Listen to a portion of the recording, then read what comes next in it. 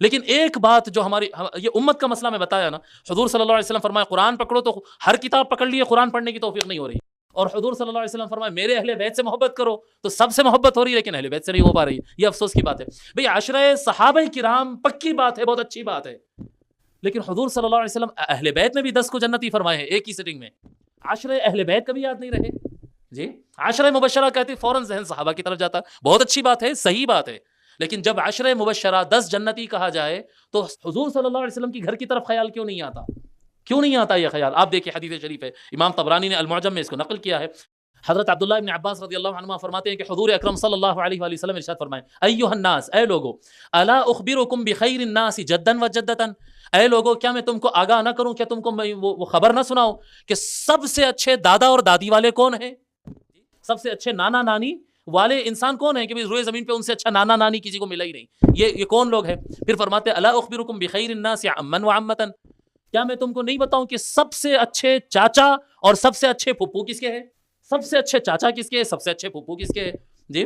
الا اخبرکم بخیر الناس خالا و خالتا، کیا میں آپ لوگ کو ان کے بارے میں نہیں بتاؤں جن کے ماموں دنیا کے سب سے اچھے ماموں ہیں اور جن کی خالہ دنیا کی سب سے اچھے خالہ ہے؟ ان سے اچھے خالہ کسی کو ملا ہی نہیں، ان سے اچھے ماموں کی کسی کو ملا ہی نہیں. وہ کون لوگ ہیں سب ایسے؟ پھر فرماتے ہیں الا اخبرکم بخیر الناس ابا و اما، کیا میں تم کو ان لوگوں کے بارے میں نہ بتاؤں کہ کائنات میں سب سے اچھا باپ ان کا باپ ہے اور سب سے اچھی ماں ان کی ماں ہے؟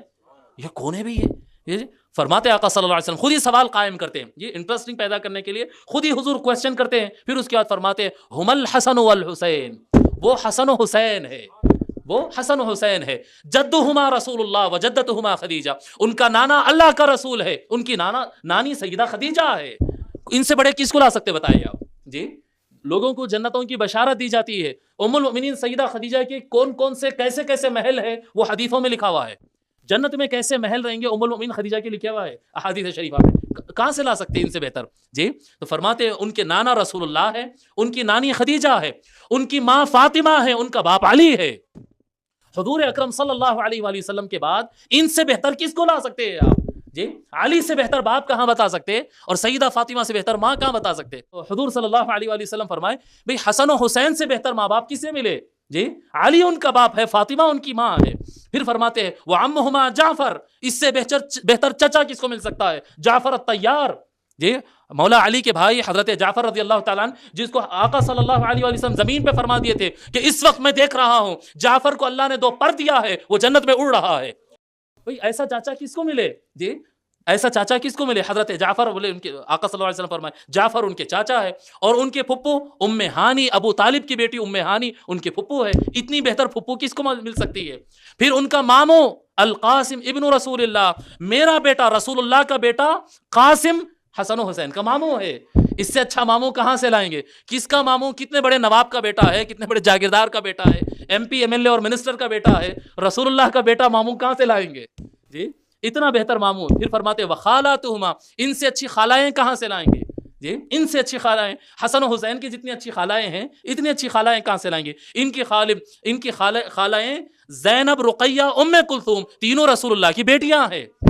اس سے بہتر خالائیں کہاں سے لائیں گے؟ بنات رسول اللہ. پھر آقا صلی اللہ علیہ وسلم فرماتے جدہما فی الجنہ جی، فرماتے آقا صلی اللہ علیہ وآلہ وسلم ان کے نانا نانی جنت میں ہے، وہ ابوہما فی الجنہ، ان کے ابا جنت میں ہے، وہ امہما فی الجنہ، ان کی ماں جنت میں ہے، وہ عمہما فی الجنہ، ان کے چچا جنت میں ہے، وہ عمتہما فی الجنہ، ان کے کیا کہتے ہیں ان کی پھپھو جنت میں ہے، وہ خالاتہما فی الجنہ، اور ان کے تینوں خالائیں جنت میں ہے، اور وہ دونوں حسن و حسین بھی جنت میں ہے.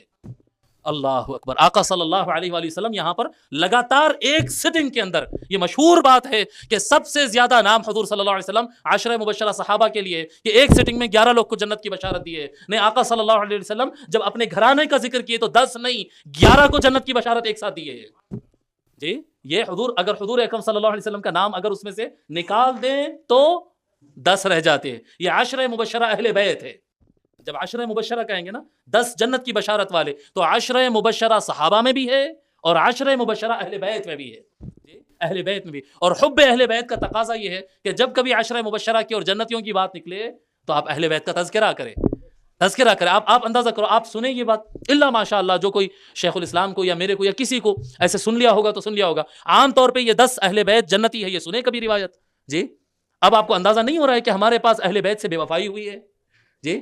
صحابہ کرام میں 10 اہل جنت ہو تو یقیناً بیان کرنا چاہیے، بہت اچھی بات ہے، لیکن آقا صلی اللہ علیہ وسلم تو ادھر محبت کے مانگ کی ہے نا، مطالبہ کیے ہے میرے اہل بیت سے محبت کرو، کہاں گئی وہ محبت، کہاں گئی وہ محبت؟